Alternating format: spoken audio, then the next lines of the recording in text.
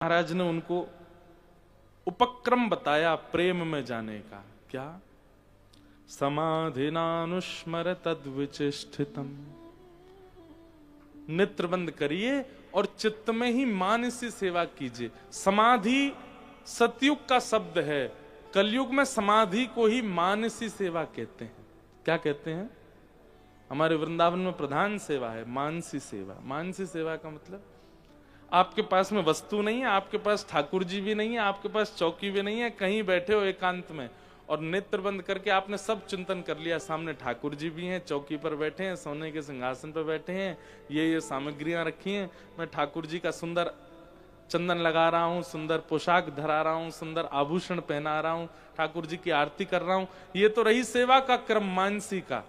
फिर उसके बाद क्या हुआ? वे ठाकुर जी जड़ नहीं है, वे ठाकुर जी चैतन्य हो गए, सिंहासन से उतर के नीचे आ गए, मेरी उंगली पकड़ के मुझे ले गए। कहाँ ले गए? निकुंज में ले गए।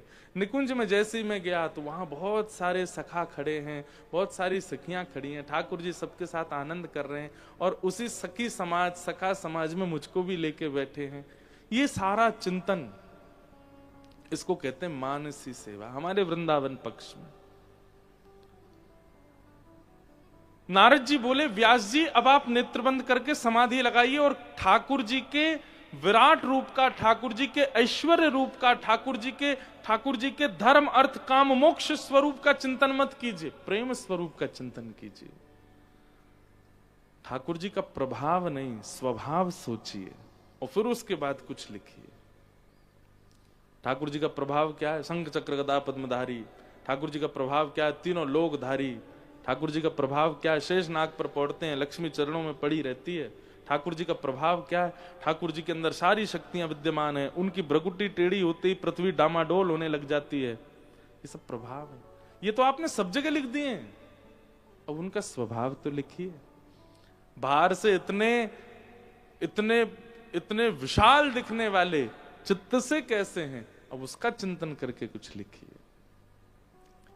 तब वेद व्यास जी महाराज ने नेत्र बंद करके भगवान के प्रेम स्वरूप का चिंतन किया, ठाकुर जी के उस प्रेम स्वभाव का चिंतन किया। कितने प्रेमी हैं श्रीनाथ, कितने प्रेमी हैं हमारे गिरधर लाल, कितने प्रेमी हैं हमारे राधा रमण जी, उन सबका चिंतन कर रहे हैं। हाँ,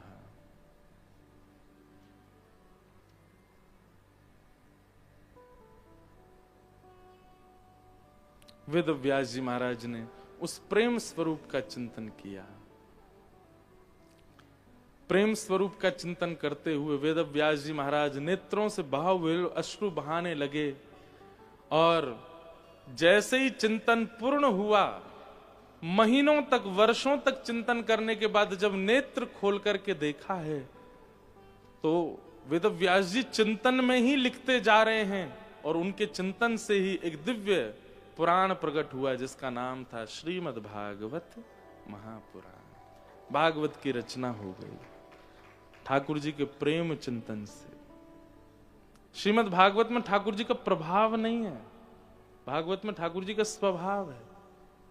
एक 5 वर्ष का बालक ध्रुव ठाकुर जी की याचना करके ठाकुर जी को बुलाता है और ठाकुर जी उसके सामने बन करके तो आते हैं, शंख चक्र गदा पद्मधारी, और गरुड़ पर बैठ करके आते हैं, मतलब प्रभाव लेकर के आते हैं। पर ध्रुव को देखते ही ठाकुर जी का प्रभाव सारा शून्य हो जाता है, स्वभाव में प्रकट हो जाते हैं।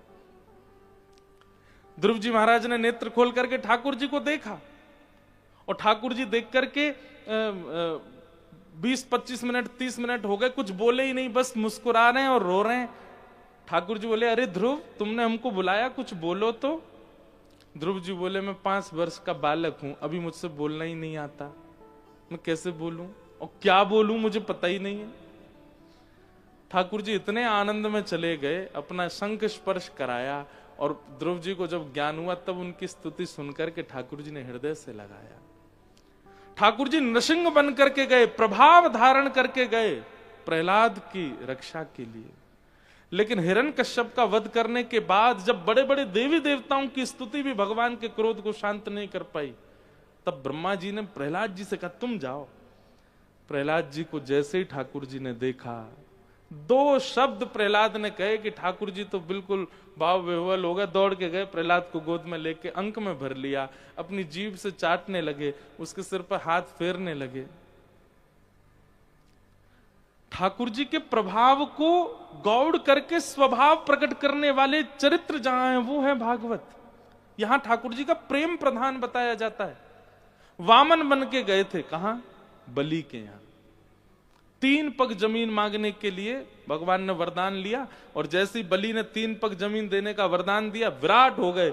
2 पग से तीनों लोक नाप लिए ठाकुर जी ने। तीसरा पग कहां रखूं बलि, मुझे बता, और अगर तूने नहीं बताया तो तुझे नरक भेज दूंगा मैं। बलि बोला, तीनों लोक का स्वामी मैं, आपने मेरा खजाना, आपने मेरी संपत्ति को अपना 2 पग से बना लिया, अब तीसरा पग इस संपत्ति के स्वामी के सिर पर रख दीजिए। भगवान तुरंत छोटे हो गए, प्रभाव स्वभाव में परिवर्तित हो गया। बोले वाह, हम तो तुझे छलने आए थे, पर तेरी भक्ति ने हमें बता तू क्या चाहिए तुझे, कितनी अच्छी बात कही तूने, तीसरा पग मेरे सिर पर रख दीजिए। बलि कहते हैं, बोले कि बस एक ही वरदान दे दो, जब जब मैं अपने महल से बाहर जाऊं और जब जब बाहर से भीतर आऊं तब तब आपका दर्शन हो। भगवान बोले सीधे बोल, तेरे द्वारपाल बन जाएं हम। बलि बोला जो आप उचित समझो। ठाकुर जी शंख चक्र लेकर के बलि के द्वार पर खड़े हो गए। अब बलि जब जब जाता है घर से बाहर, ठाकुर जी ठीक है, सब भोजन पानी बढ़िया, बोले तू दर्शन कर निकल, खड़े हम यहीं पे। युद्ध आदि करके लौट के आता है, फिर ठाकुर जी आनंद में बोल, बहुत आनंद में, जाओ भीतर जाओ। कुछ वर्षों बाद लक्ष्मी जी को व्याकुलता हुई, एक कन्या का रूप धारण करके आई और बलि के पास जाके बोली मेरा कोई भाई नहीं है, आप कहें तो मैं आपको भाई बनाऊं। बड़ी सामान्य सी कन्या। बलि बोले हाँ लो रक्षा सूत्र बांधो और आज से तुम हमारी बहन बन जाओ। वो सोच लीजिए, रक्षा सूत्र बंधवाने के बाद कुछ देना पड़ता है। बोले जो मांगोगी सो देंगे। लक्ष्मी जी ने सूत्र बांधा, बोले अब लाइए दीजिए। बोले क्या? आपके जो द्वारपाल है उनसे हमारा ब्याह करा दो। बलि बोला वो द्वारपाल नहीं है, परमात्मा है साक्षात। लक्ष्मी जी बोली तो मैं भी तो लक्ष्मी हूं, तुरंत अपने रूप में प्रकट हो गई। बलि बोले फिर तो आप दोनों का विवाह, तो आप नित्य एक दूसरे के हैं, पर अब मुझे एक सुख दीजिए, क्या दोनों दंपति मेरे भवन में एक विवाह रचाइए और मैं आपका कन्यादान करूं, ये सुख मुझे दो। ठाकुर जी प्रभाव भूल गए, अपना स्वभाव में परिवर्तित होकर के बलि पर कृपा करने लगे। श्रीमद् भागवत में ठाकुर जी का प्रभाव प्रधान नहीं है। महाभारत में केवल प्रभाव ही प्रभाव है। ठाकुर जी का प्रभाव ही वहां दिखा, बिना शस्त्र के ही पूरा युद्ध संभाल रहे हैं। लेकिन श्रीमद् भागवत तो स्वभाव प्रधान ग्रंथ है, और स्वभाव ठाकुर जी का क्या है? प्रेम। इसलिए यहां सुनने वाले के चित्त में भी कोई और इच्छा नहीं होनी चाहिए कि कथा सुनने से मेरे पुण्य बढ़ जाएं, कथा सुनने से मेरे पितृ मुक्त हो जाएं, कथा सुनने से मेरे काम अच्छे चलने लग जाएं, कथा सुनने से मेरे पाप नष्ट हो जाएं। आप तो झोली फैला के केवल कथा से, भागवत से विशेष रूप से केवल प्रेम मांगिए। हमारे ब्रज में गाते हैं, सरस किशोरी। हमारे वृंदावन में प्रेम मंदिर है ना, प्रेम मंदिर को जिन्होंने स्थापित किया ऐसे जगत गुरु श्री कृपालु जी महाराज, उनकी ये रचना है, उनका ये पद है, बहुत अच्छा पद है। गोपी प्रेम की भिक्षा दीजे, कैसे हूँ मोहे अपनों कर लीजे। गोपी प्रेम की भिक्षा कैसे मोहे अपनों कर। अगली बार वृंदावन जाइएगा, ब्रजवासी की एक बात मान के जाइएगा, अपने प्रिय स्थान पर जाकर के अपने ठाकुर के सामने खड़े होके बाकायदा बिल्कुल शर्म मत करना, ऐसे झोली फैलाना, तो ठाकुर जी से मनी मन कहना, हे नाथ हमें प्रेमी बना दो, हमें सरल बना दो, हमें सहज बना दो, हम बड़े बड़े कुटाट हैं हम अंदर से, बड़े क्रूर हैं हम अंदर से, हमारे हृदय को प्रेमी बना दो नाथ। आप विश्वास मानिएगा, वृंदावन से आप संसार की कोई भी वस्तु मांगेंगे शायद वो कभी पूर्ण नहीं होगी, वृंदावन से एक बार प्रेम मांग करके देखिए, भर देगा आपको प्रेम से। गोपी प्रेम की भिक्षा दीजे, कैसे हूँ मोहे अपनों कर लीजे। गोपी प्रेम की भिक्षा दीजे, कैसे हो मोहे अपनों कर लीजे। तुर गुण गावत दिवस बितावत, दृग बरसावत,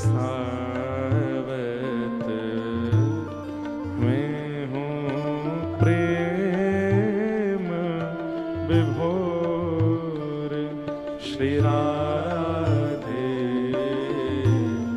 कीजे कृपा की को। गाइए। सरस किशोरी बयस की ठोरी, रति रस भोरी,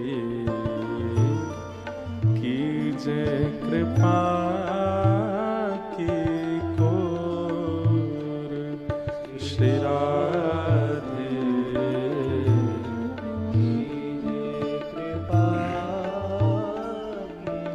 एक एक शब्द इतना सुंदर है। वृंदावन में जाकर के अगर याचना की स्थिति आपकी नहीं जा रही है, आप याचना करना ही चाहते हो, तो ये याचना कीजिए। क्या? साधनहीन दीन में राधे, तुम करुणामयी प्रेम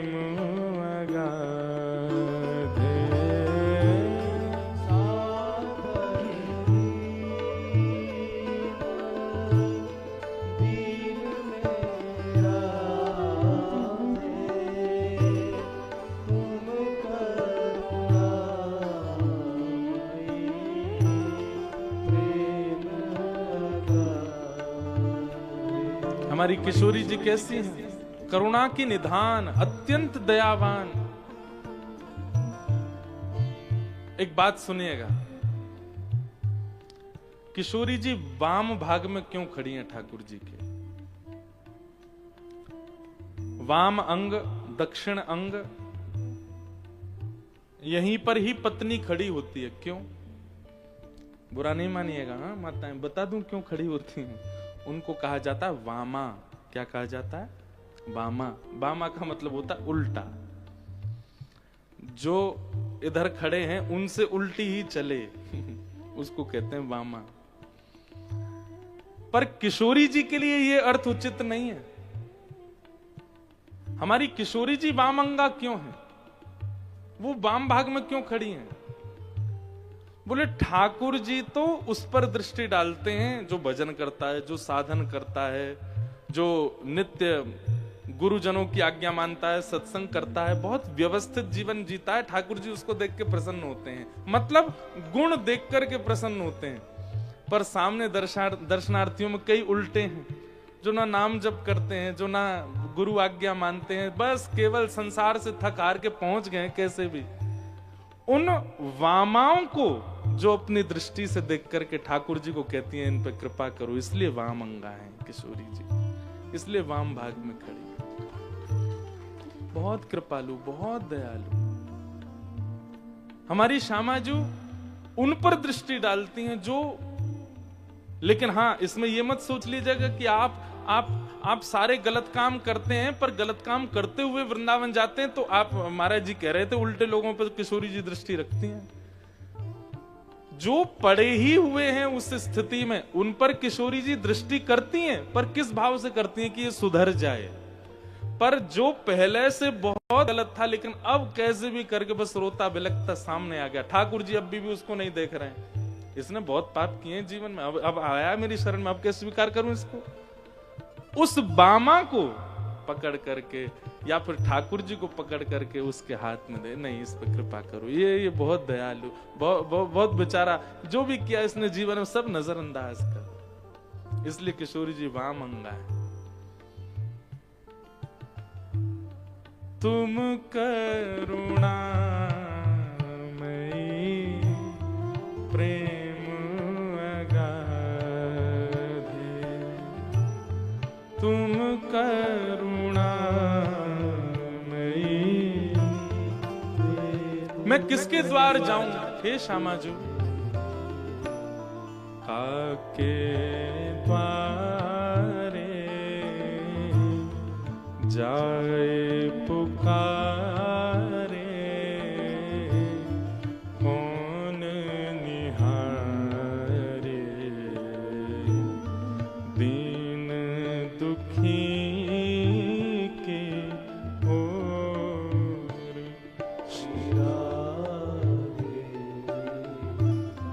कीजे कृपा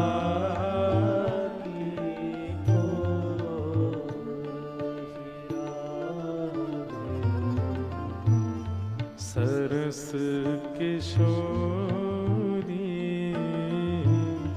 बयस की थोरी,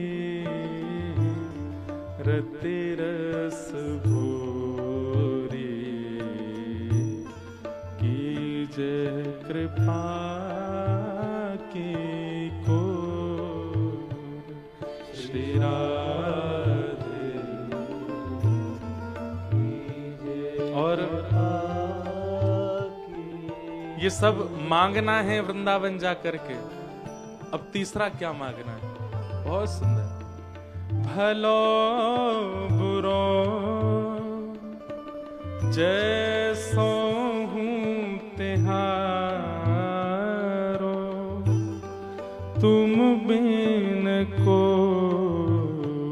ना हित हमारो, भलो बुरो सो तिहारो, तुम बिन को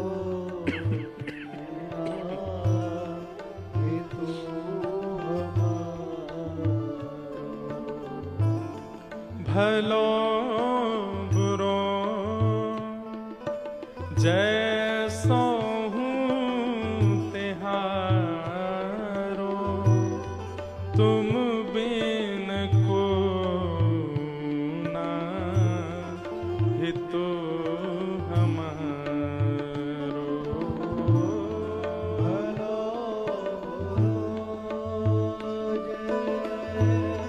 सो तिहारो, तुम बिन को ना हेतु हमारो, भानु दुलारी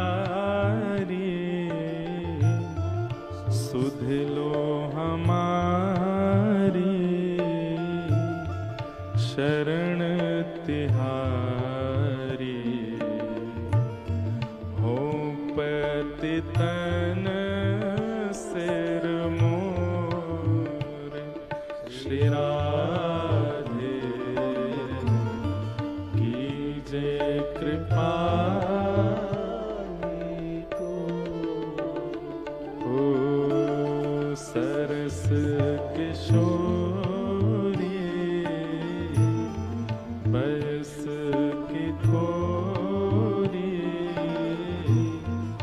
अमृत रस भोरी कीजे कृपा